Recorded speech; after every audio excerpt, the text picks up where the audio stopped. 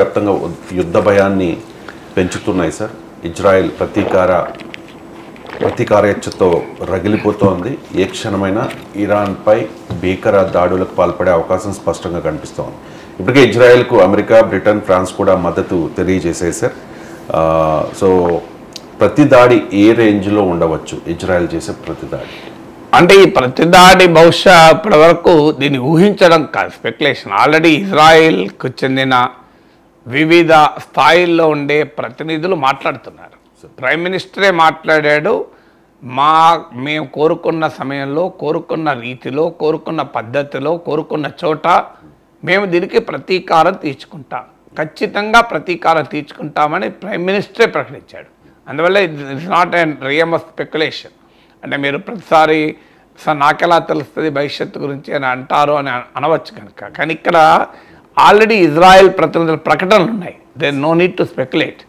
So ఏ స్థాయిలోనైనా గత హిస్టరీ కూడా తీసుకున్న ఇజ్రాయెల్ ఏనాడు ప్రతీకారం తీర్చుకోకుండా చేతులు ముడుకొని కూర్చోలేదు. ఇజ్రాయెల్ స్వభావమే కాదు, ఇప్పటి వరకు ఈ నియర్లీ 7 దశాబ్దాల ఇజ్రాయెల్ ఎగ్జిస్టెన్స్లో ఇజ్రాయెల్ తన చుట్టూ ఉన్న అరబ్ దేశాలందరితో యుద్ధం చేసింది.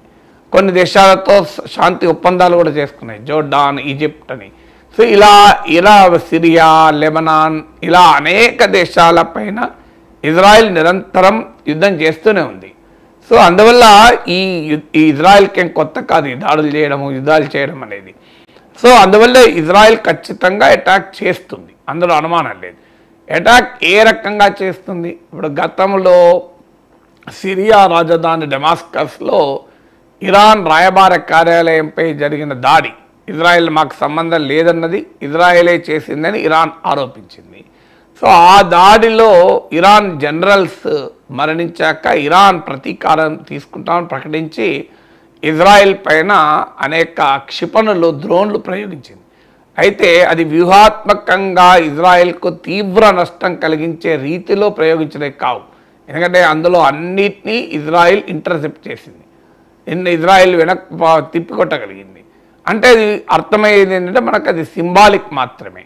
ఇప్పుడు ఆ సింబాలిక్ దశ దాటి ఇజ్రాయెల్ డిఫెన్స్ స్ట్రక్చర్స్ను, ఇజ్రాయెల్ రక్షణ వలయాల్ని ఛేదిస్తూ ఇరాన్ అటాక్ చేసింది. కానీ ఇక్కడ కూడా మీరు గమనించండి, ఇరాన్ అటాక్లో ఎక్కడా పౌరుల టార్గెట్ లేదు. మీరు ఇజ్రాయెల్లోమో గాజాలో జరిపిన దాడుల్లో ఇప్పటికి 40,000 మంది చనిపోయారు. నేనేమి ఇరాన్ సమర్థిస్తలేను, కానీ ఉన్న రియాలిటీని చెప్తున్నాను. లెబనాన్ పైన జరిపిన దాడిలో కూడా 800 మంది చనిపోయారు ఇప్పటికీ. కానీ ఇప్పటి వరకైతే ఇప్పుడు ఇరాన్ అంతకుముందు హమాస్ జరిపిన దాడిలో అన్యాయంగా ఇజ్రాయెల్ పౌరులను చంపారు. ఇవాళ మొన్న ఇరాన్ జరిపిన దాడిలో ఒక్క ఇజ్రాయేలీ పౌరుడు చనిపోలేదు, ఒక పాలస్తీనా వలస కూలీ చనిపోయాడు, ఒక్క చనిపోయారు, పాలస్తీనా వలస కూలీ. తర్వాత ఇంటర్నల్గా టెర్రరిస్ట్ మాస్ షూటింగ్లో 8 మంది చనిపోయారు, అది మాత్రం నిజం. ఇరాన్ జరిపిన అటాక్ ప్రధానంగా F-15, F-35 లాంటి యుద్ధ విమానాలు మోహరించి ఉన్న ఎయిర్ బేస్ను ఇరాన్ అటాక్ చేసింది. అలాగే ఇజ్రాయెల్ నిఘా సంస్థ అయిన మొసాద్ హెడ్ క్వార్టర్స్ను టార్గెట్ చేసింది. టెల్ అవీవ్, జెరూసలం వరకు కూడా ఇరాన్ క్షిపణులు వెళ్ళాయి. అంటే ఇరాన్ గతంలో చేసిన సింబాలిక్ అటాక్ను మించి ఇరాన్ డిఫెన్స్ సిస్టాన్ని ఛేదిస్తూ అటాక్ చేసింది. సో ఇప్పుడు ఇజ్రాయెల్ కూడా తర్వాత ఆ రోజు ఇరాన్ అటాక్ చేసినప్పుడు కూడా స్పందించింది. ఇరాన్ న్యూక్లియర్ ఫెసిలిటీ ఉన్న నగరం పైన అటాక్ చేసింది, కానీ ఎక్కడా నేరుగా న్యూక్లియర్ ఫెసిలిటీని టార్గెట్ చేయలే. అంటే బహుశా ఇజ్రాయెల్ కూడా ఆ రోజుల్లో సింబాలిక్గానే అటాక్ చేసింది, ఒక్క ఇరాన్ పౌరుడికి చావలేదు, ఏమీ కాలే.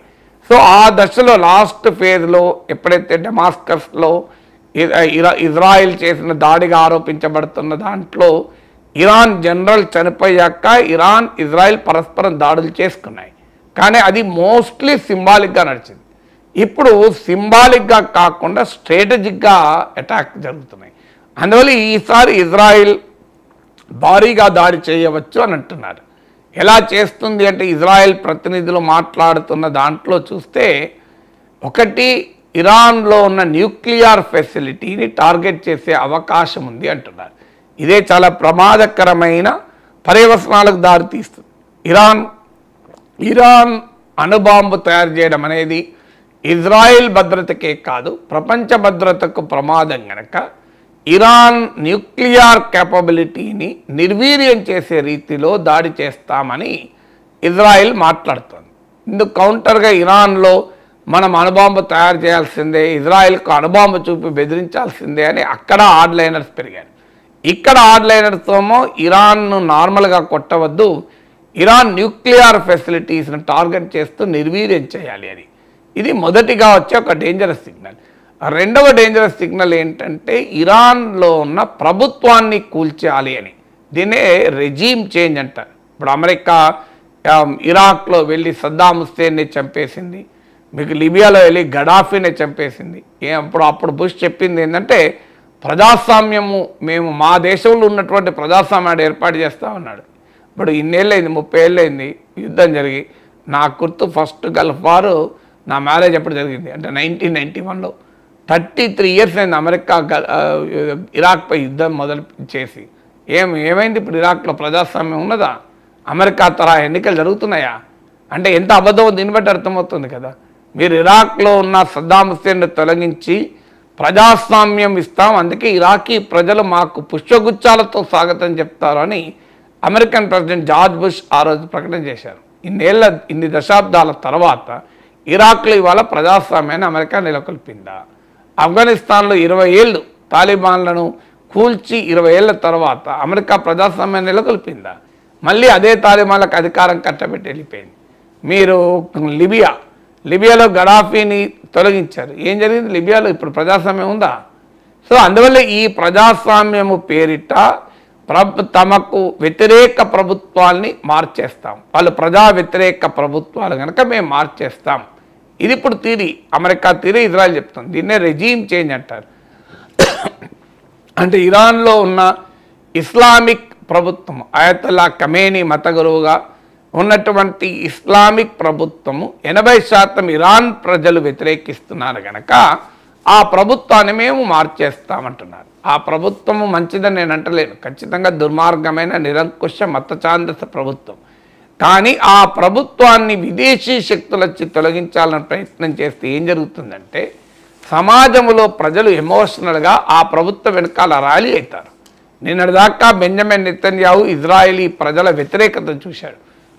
ఈ యుద్ధమే హమాస్ దాడే జరగకపోతే ఇప్పటికీ బెంజమిన్ నెతన్యాహు ప్రైమ్ మినిస్టర్గా ఉండేవాడే కాదు. పెద్ద ఎత్తున ప్రజలు రోడ్ల మీదకి వచ్చి ఆయన తిరుగుబాటు చేశారు.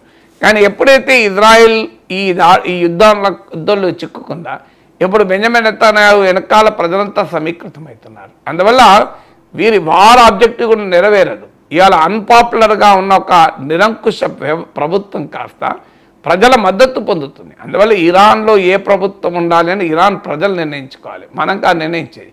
పోనీ నిజంగానే ఇరాన్లో ఒక నిరంకుశ మతఛాందస ప్రభుత్వం ఉంది కనుక దాన్ని తొలగించడం ఒక సదుద్దేశంతో ఇజ్రాయెల్ వెళ్తోంది అంటే మరి సౌదీ అరేబియాలో కూడా నిరంకుశ రాచరిక మతఛాందస ప్రభుత్వం ఉంది కదా. ఆ ప్రభుత్వాన్ని మార్చడానికి ఇజ్రాయెల్ ప్రయత్నం చేయదు, అమెరికా ప్రయత్నం చేయదు. ఆ మాటకైతే ఇజ్రాయెల్ ఇప్పుడు ఏం చెప్తుంది, మేము ఇరాన్పై జరిపే దాడిలో మాకు సౌదీ అరేబియా, ఇతర జోర్డాను, ఇతర అరబ్ దేశాల మోడరేట్ అరబ్ సున్నీ నేషన్స్ కూడా మేము కలుపుకొని వెళ్తామంటున్నారు. అంటే ఎంత ప్రమాదకరమైన వ్యూహమో చూడండి. ఇరాన్ షియా కంట్రీ కనుక షియా సున్నీ తగాదాల్ని కూడా మేము రెచ్చగొడతాం అనే రీతిలో మాట్లాడుతున్నారు. అలా మాటకొస్తే హిజ్బుల్లా షియా, మరి పాలస్తీనియల్ సున్నీ, మరి పాలస్తీనీల కోసం హిజ్బుల్లా ఫైట్ చేయడం లేదా? అందువల్ల అది షియా సున్నీ డివిజనే కాదు, ఎంటైర్ ముస్లిం సాలిడారిటీకి కూడా దారి తీయచ్చు. సో అందువల్ల మీకు అంటే ప్రత్యర్థుల్లో ఉన్న డివిజన్స్ను వాడుకుందామని చూస్తే దాని పర్యవసనం ఎలా ఉంటుందో చెప్పలేము. అందువల్ల ఇరాన్ న్యూక్లియర్ ఫెసిలిటీని నిర్వీర్యం చేయడము, ఇరాన్లో రెజీమ్ చేంజ్ అంటే ప్రభుత్వాన్నే తొలగిస్తాము అనే రీతిలో ఇజ్రాయెల్ ప్రయత్నిస్తుంది. అది జరిగితే ఏమవుతుంది, ఇరాన్లో ప్రభుత్వాన్ని తొలగించి ప్రజలు ఎన్నుకునే ప్రజాస్వామిక ప్రభుత్వాన్ని ఏర్పాటు చేస్తారా? ఇజ్రాయెల్ పప్పెట్ గవర్నమెంట్ ఏర్పాటు చేస్తారు. అప్పుడు ఆ ప్రజలు ఇంకెట్లా రియాక్ట్ అవుతారు?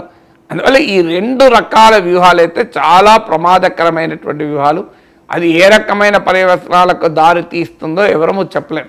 ఎందుకంటే ఇప్పుడు తమ న్యూక్లియర్ ఫెసిలిటీని అటాక్ చేస్తుంటే ఇరాన్ చూస్తూ ఊరుకుంటుందా? మరి ఇరాన్ అంత ఇన్కాంపిటెంట్గా ఇంపార్టెంట్గా ఉంటుందా అనేది క్వశ్చన్. అలాగే ఇరాన్లో ప్రభుత్వాన్నే మార్చాలి అనుకున్నప్పుడు వారు ఏ ఎక్స్ట్రీమ్ స్టెప్కైనా ఇరాన్ వెళ్ళే ప్రమాదం కూడా ఉంటుంది కదా. అందువల్ల చాలా డేంజరస్ కాన్సిక్వెన్సెస్కి అయితే దారి తీసే వాతావరణం కనపడుతుంది. ఇక పశ్చిమాసియాలో ఉద్రిక్తతలు, దాని ప్రభావం భారత్ మీద ఏ రకంగా ఉంటుంది అనే దాని మీద నేను ఆల్రెడీ మీరు మాట్లాడారు.